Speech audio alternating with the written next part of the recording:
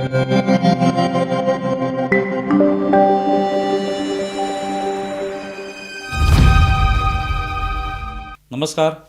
News डंकामध्ये मी महेश विचारे आपल्या सगळ्यांचं मनपूर्वक स्वागत करतो. मित्रांनो, न्यूज डंकाचं यूट्यूब चॅनल आपण सबस्क्राईब केलं नसेल तर प्रथम ते सबस्क्राईब करा, ज्यामुळे वेगवेगळ्या विषयांवरचे व्हिडिओ आपल्यापर्यंत येऊ शकतील. मित्रांनो, कॉकरोच जनता पार्टी नावाचा एक प्लॅटफॉर्म, एक मंच ऑनलाईनवर तयार झाला आणि त्याची आता सध्या सगळीकडे चर्चा सुरू झाली. या निमित्ताने काही तरुण मंडळी ही झुरळांची चित्र शरीरावर लावून एके ठिकाणी आंदोलन करताना व्हिडिओमध्ये पाहायला मिळाली. आणि त्यांची भूमिका तीच होती की युवकांवर अन्याय होतोय, युवकांना रोजगार नाही आहे, अनेक ठिकाणी युवकांकडे दुर्लक्ष केलं जातं आहे. हे जे काही युवकांचं किंवा त्या प्लॅटफॉर्मवरच्या लोकांचं म्हणणं आहे किंवा ज्यांनी हा कॉकरोच जनता पार्टी नावाचा प्लॅटफॉर्म तयार केला त्यांचं जे काय म्हणणं आहे तेच ते म्हणत होते. पण ते सांगत असताना त्यांनी काही घोषणा दिल्या की हम सब झुरळ है, अशा पद्धतीने.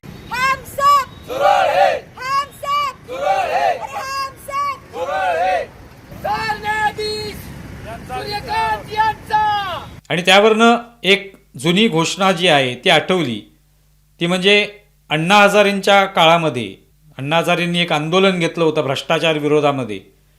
देशातला भ्रष्टाचार जो आहे तो समूळ नष्ट करण्याचं एक निश्चय जो आहे तो त्या आंदोलनामधनं करण्यात आला होता आणि त्याला भरपूर प्रतिसाद मिळाला. देश विदेशातले लोक त्या आंदोलनाला पाठिंबा देत होते. अगदी त्यासाठी पैसासुद्धा अनेकांनी दिलेला आहे, खर्च केलेला आहे. अनेक लोक त्या आंदोलनाशी जोडले गेले, जे आज वेगवेगळ्या पक्षांमध्ये सुद्धा आपल्याला पाहायला मिळतात. आणि ही सगळी माणसं त्यावेळेला एवढं ते आंदोलन वाढलं होतं किंवा एवढं लोकप्रिय झालं होतं की अनेक जण त्या निमित्ताने गांधी टोपी जी आहेत त्या डोक्यावर घालायचे आणि त्याच्यावर लिहिलेलं असायचं हम सब अण्णा, म्हणजे आम्ही सगळे अण्णा हजारे आहोत. प्रत्येक जणांमध्ये अण्णा हजारेंचीच आम्ही एक प्रकारे प्रतिमा आमच्यामध्ये आहे किंवा अण्णा हजारेंचे विचार आमच्यामध्ये आहेत हे दाखवण्याचा प्रयत्न त्यातून होत होता. आणि त्यामुळे प्रत्येक जण अशा पद्धतीची टोपी घालायचा. सगळे लोक जमले की त्यांच्याकडे त्या टोप्या असायच्या, हम सब अण्णा, आम्ही सगळे अण्णा हजारे, अशा पद्धतीने लिहिलेलं असायचं. पुढे हळूहळू आपल्याला त्या आंदोलनाचं काय झालं हे माहितीच आहे. आंदोलन जे ते बारगळलं. त्या आंदोलनानंतर अण्णा हजारेसुद्धा अस्तंगत झाले. त्यातून मग पुढे केजरीवाल यांचा उदय झाला आणि मग केजरीवाल यांनी स्वतःचा पक्ष स्थापन केला. त्यांना दिल्लीमध्ये सरकारसुद्धा स्थापन करता आलं आणि हळूहळू अनेक लोक हम सब केजरीवाल म्हणत त्यांच्यासोबत गेले. म्हणजे हम सब अण्णा म्हणणारे लोक अण्णांना विसरले आणि हम सब केजरीवाल म्हणत त्यांच्यासोबत गेले. मग हे आठवलं या निमित्ताने की आता हे सगळे तरुण हम सब झुरळ असं म्हणतायत. बरं, त्यांना त्यांची जी काही मतं मांडायची आहेत, त्यांना स्वतःला काय म्हणायचं आहे किंवा आम्ही झुरळ आहोत, आम्ही कॉकरोच आहोत, आम्ही या कॉकरोच जनता पार्टीचे सदस्य आहोत, हे काय म्हणायचं असेल आणि त्यांना त्या ज्या पद्धतीने राजकारण करायचं असेल, जी काय भूमिका घ्यायची असेल ते घेऊ शकतात. त्याला कोणीच रोखू शकत नाही. पण ही भूमिका इतर पक्ष जे आहेत त्यांनी त्यांना पाठिंबा जरूर द्यावा की युवकांना आमचा पाठिंबा आहे, युवकांवर जे काही अन्याय होत आहेत त्याला आमचा पाठिंबा आहे, त्यासाठी आम्ही प्रयत्न करू, युवकांना चांगलं आयुष्य जगता यावं या दृष्टीने आम्ही प्रयत्न करू. आम्ही सुद्धा त्याबाबत कुठेतरी आम्हालाही जाणीव आहे युवकांवर अन्याय होत असल्याची, हे बोलायलाही हरकत नाही राजकीय पक्षांनी. कारण शेवटी जर या कॉकरोच जनता पार्टीचा काहीतरी पक्ष उद्या स्थापन झाला तर तो पक्ष काय फक्त भारतीय जनता पार्टीच्या विरुद्ध लढणार नाही, तो बाकीच्या पक्षांविरुद्ध सुद्धा लढणार आहे. मग त्याच्यामध्ये काँग्रेस असेल, शिवसेना असेल, समाजवादी पक्ष असेल, MIM असेल, सगळ्याच पक्षांच्या विरुद्ध तो लढू शकतो आणि तो युवकांना आकर्षित करू शकतो. त्यामुळे युवकांच्या बाबतीत आपण कुठेतरी संवेदनशील आहोत हे सगळे राजकीय पक्ष दाखवू शकतात. पण या निमित्ताने आदित्य ठाकरेंची एक प्रतिक्रिया ऐकायला मिळाली.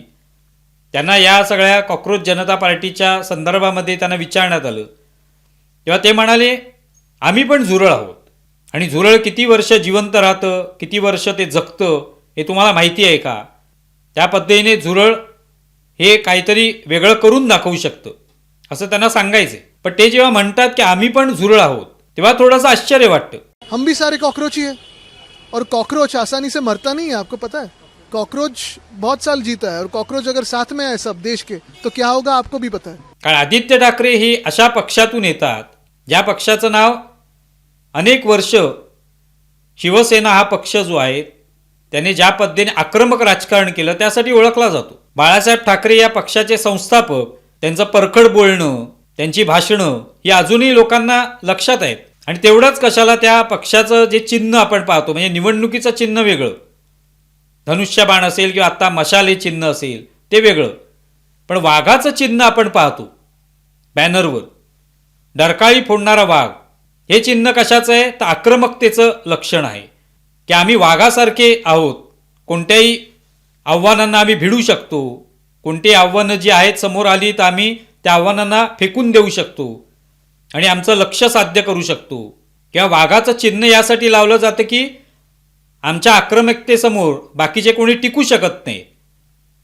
हे साधारणपणे प्रत्येक व्यक्ती जो आहे तो एखादी शौर्याची उपमा देत असतो की हा अमुक व्यक्ती हा सिंहासारखा आहे, त्याचं भाषण हे सिंहगर्जना आहेत किंवा त्याची घोषणा ही सिंहगर्जनेसारखी आहे, किंवा अमुक एखाद्याने काहीतरी घोषणा केली तर ती वाघाची डरकाळी आहे, एखाद्याची नजर आहे ती गरुडासारखी आहे किंवा त्याची झेप गरुड झेप म्हटली जाते.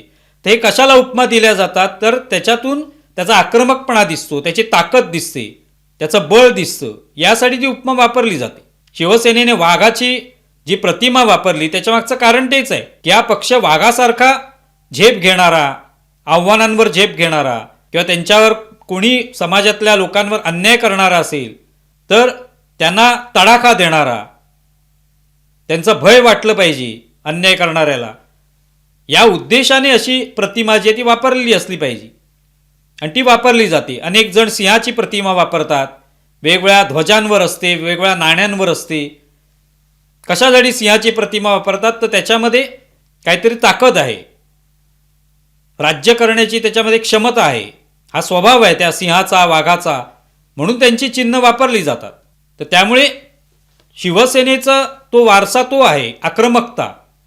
आणि बाळासाहेब ठाकरेंचे वडील प्रबोधनकार ठाकरे हे सुद्धा परखड विचारांचे होते, त्यामुळे तो वारसा पुढे चालत गेला. उद्धव ठाकरेंनी सुद्धा प्रयत्न केला, अर्थात उद्धव ठाकरे काय बाळासाहेब ठाकरेंसारखे होऊ शकले नाहीत, पण त्यांच्या भाषणामध्येही त्यांनी तो आक्रमक स्वभाव आहे आपला, आमचा शिवसेनेचा हे दाखवण्याचा प्रयत्न केला. आम्ही मर्द आहोत की आम्ही कोथळा काढू, शिवाजी महाराज तलवार वगैरे हे सगळे शब्दप्रयोग कशासाठी होते तर आपण आक्रमक आहोत हे दाखवण्यासाठी होते. पण आदित्य ठाकरे काय म्हणतात तर आम्ही झुरळ आहोत, झुरळ अनेक वर्ष जिवंत राहतं. आता झुरळ अनेक वर्ष जिवंत राहिलं तर त्याने काय फरक पडतो, समाजाला काय फरक पडतो. त्या झुरळ जरी आजूबाजूने गेलं कुठून तरी तर त्याच्यामुळे लोकांना काहीच वाटत नाही.